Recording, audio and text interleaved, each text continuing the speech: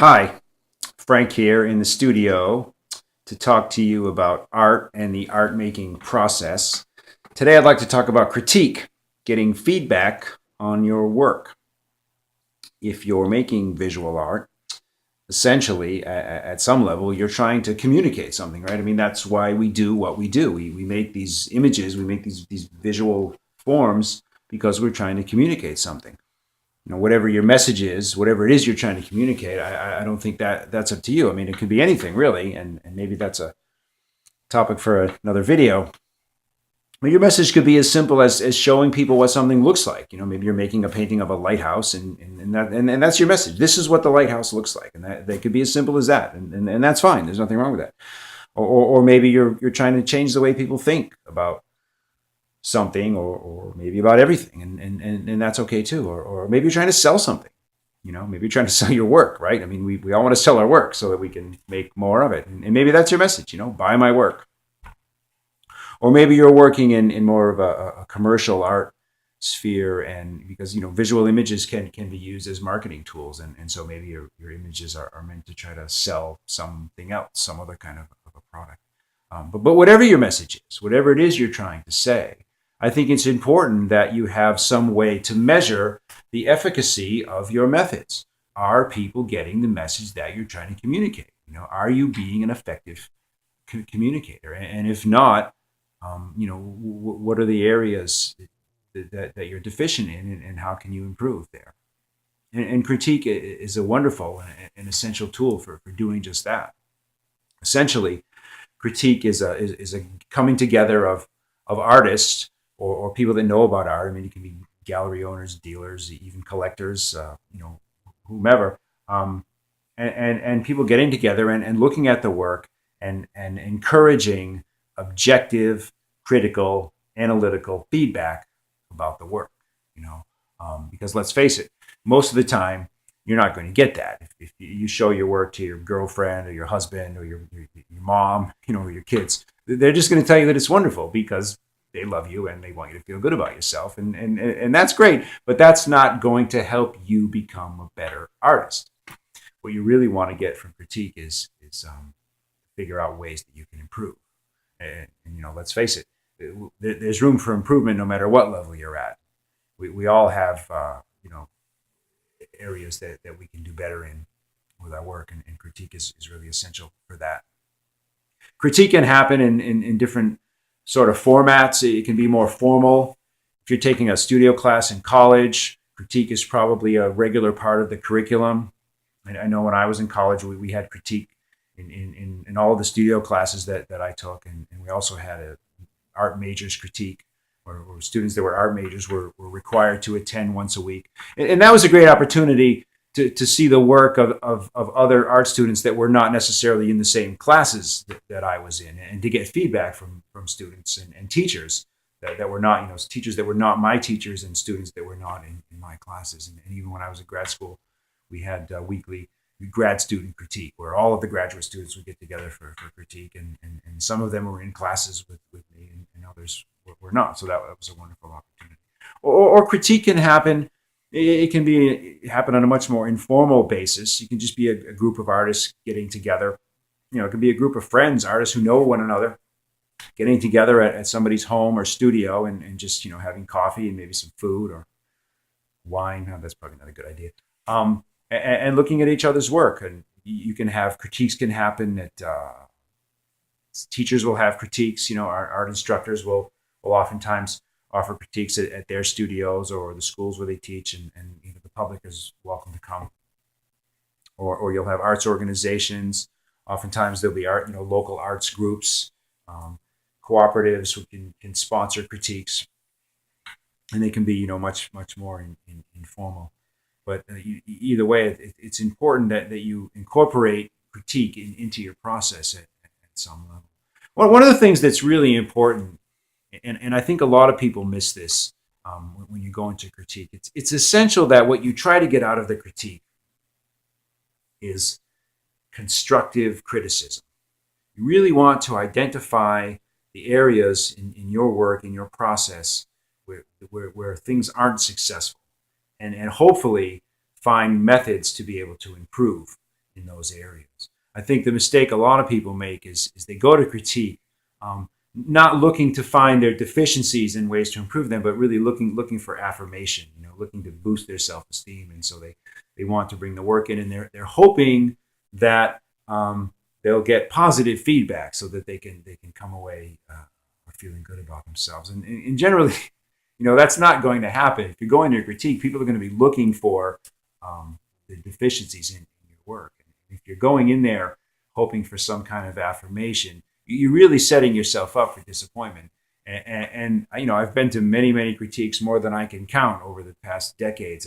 And I've seen people come to critiques and leave quite dejected because they came in hoping for some kind of a affirmation. And you really need to look at critique as a process, as a place where you can go to find the problems in your work and to fix them.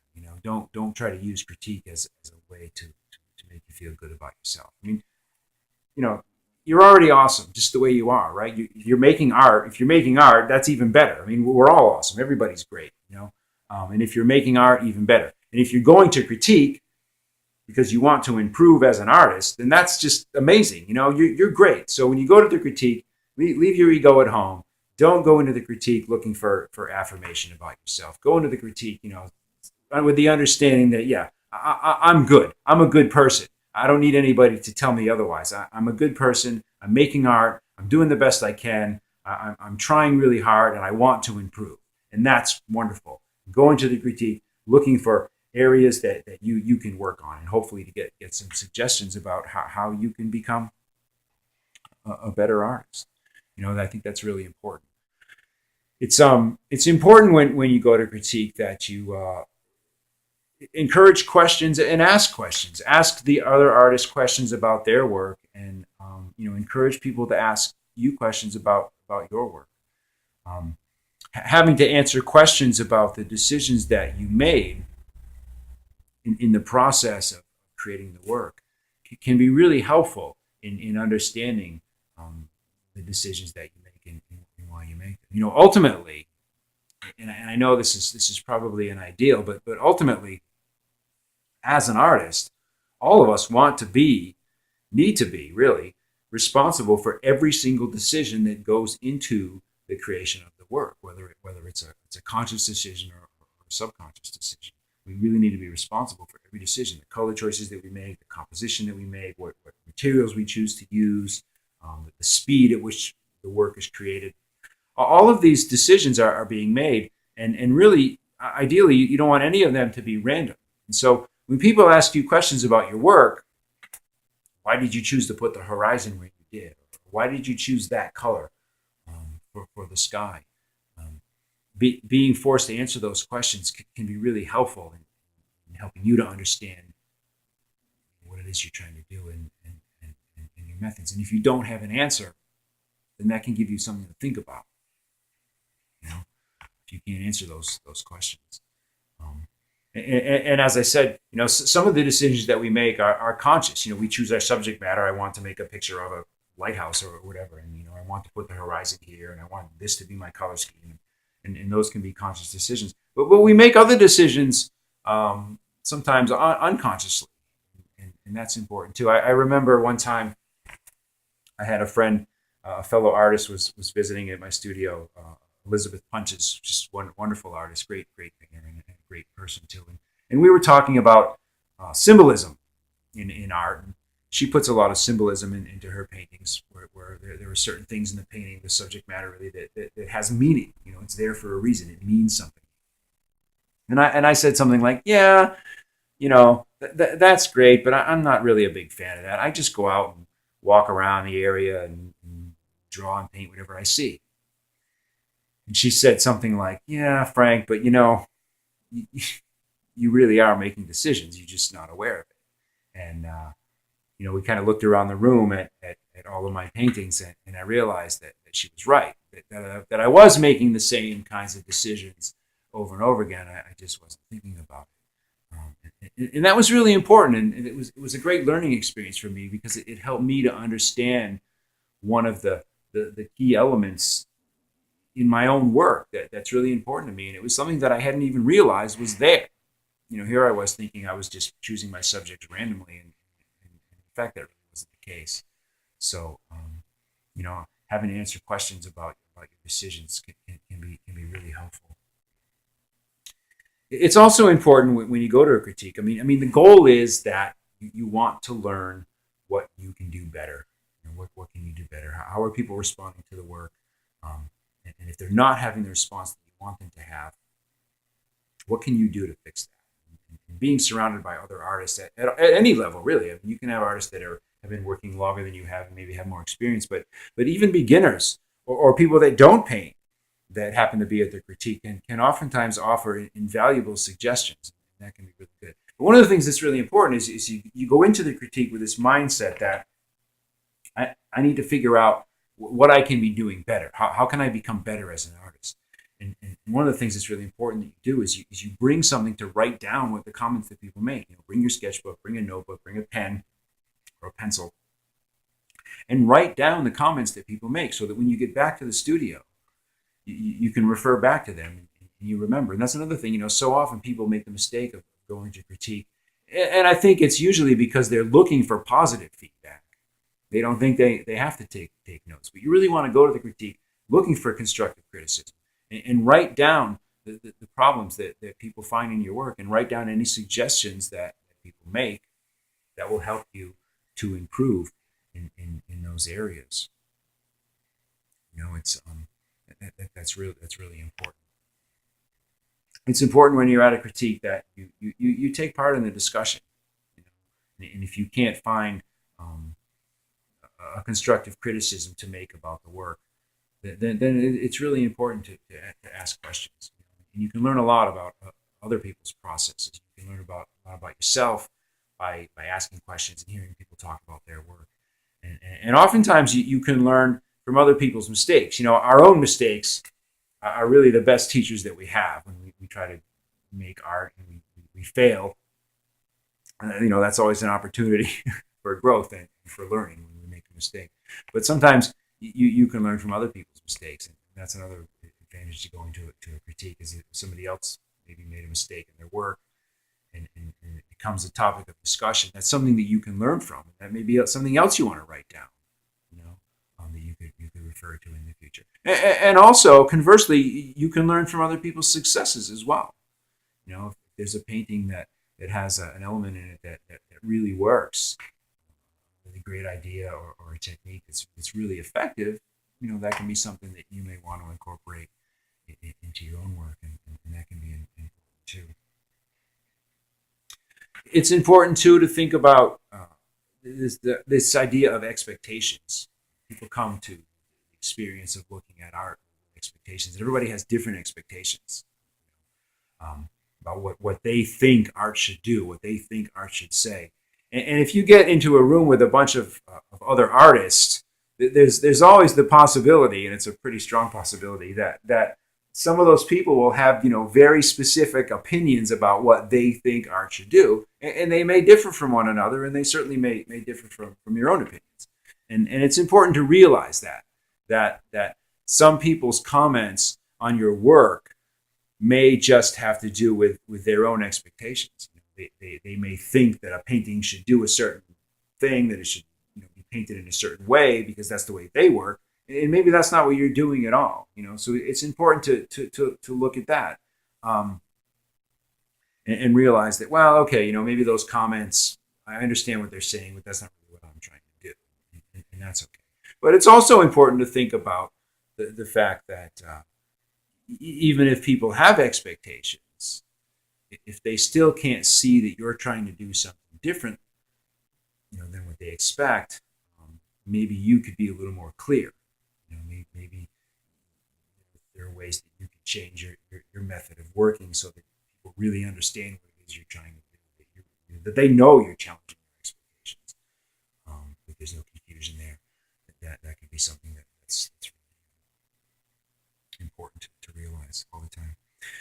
One of the things I've found in going to critiques over the years is that quite often the comments that people make about your work will have as much, if not more, to do with their own work and the problems in their work than they do with yours. Just like psychiatrists will talk about this. If you meet someone and you see a quality in that person that you really don't like, there's a good chance that that quality is in you too. You're seeing it reflected back to you. You want to take a good look at yourself. And I've seen that in critiques where someone who maybe has struggles with linear perspective in their own work is the person who finds all of the flaws in everybody else's linear perspective. Or someone who's having difficulty with color is going to pick up on the color problems in other people's work. It's good to realize that whatever people say may have a lot to do with their own work, but does that mean that those problems don't exist in your work? Absolutely not. They very well may be there. In fact, it may be that the person who's struggling with linear perspective and is pointing out the perspective problems in everybody else's work, that they may be the best person to see those problems because that's something that they're struggling with. They're having a lot of problems with perspective and maybe thinking about it. And so they're going to see the problems with perspective in other people's work. So it's important that you don't think, well, okay, yeah, I understand what you're saying, but that's about you. You don't talk to me about linear perspective because your own work has a lot of problems in that area. That's not going to help anybody. So maybe notice that the comments people make are as much about them as they are about you, but they still may be valid. It's important too to realize that critique is invaluable no matter what level you are at. Some people are afraid to go to critiques if they're a beginner. They think, well, my work's full of mistakes. There's nothing good about my work. Everything in it is bad. There's no sense in me going to a critique, and that's not true. You can learn a lot from going to critique. Even if you are a beginner and there are a lot of problems in your work, you can get some really, really specific suggestions, with regards to what you need to work on. And even if you're a more seasoned artist, you've been working for a long time, and maybe you've had some success at selling your work, you can still learn. You can still learn. You can still improve. So I would suggest that if critique isn't a part of your working process right now, that you try to make it, seek it out. Look for critiques in your area. Contact art schools. Oftentimes, art supply stores will have bulletin boards, and there may be a flyer posted on there, announcing a critique that happens in the area. And you can talk to other artists. Do you know anybody that's having a critique? And if there isn't a regular scheduled critique happening in your area, either at a school or at somebody else's studio, maybe you'd be the one to start one. Get together with some other artists. Maybe you make the flyer and hang it up on the bulletin board in the art supply store. And try to encourage other artists to get together because it's just such a wonderful tool, and it can really help you to grow as an artist. And that's really important. As I said earlier, we're all trying to improve. We all should be trying to improve as artists. There's always room for growth, and seeing how people respond to our work and what kind of a reaction they have, and understanding if they're really clear about what it is we're trying to say. I know as an artist we try to communicate our message, and everybody's going to come at the work subjectively. Everyone sees our work through their own eyes, through their own experience, through their own prejudices, their own tastes. And everyone's going to experience the same work of art in a slightly different way. But as an artist, we try to control that experience as much as we can. Obviously, everyone's going to have a slightly different experience, but we want to try to control that as much as we can so that people have an experience that's at least, pretty close to what we want. The majority of people that experience our work have the experience that we want them to have. There may be someone who's has a really bad response to the color red, and that's because of some really personal thing that happened to them. They just respond negatively to the color red, and so if there's a lot of red in your painting, they're going to have that response, and that really has nothing to do with you. That's about them. But for the most part, we try to control the experience of the viewer as much as possible, and so getting constructive feedback, getting objective feedback about our work and how people are responding to it is really invaluable. So if you're making art, I encourage you to get to as many critiques as you can just keep going to them, throughout your career, no matter what level. So, go to it. Just keep making art, make some wonderful art, and seek out criticism. So until the next time, I'm Frank. Thanks for watching. Subscribe to my channel, share this with your friends, and have a great day. Talk to you soon.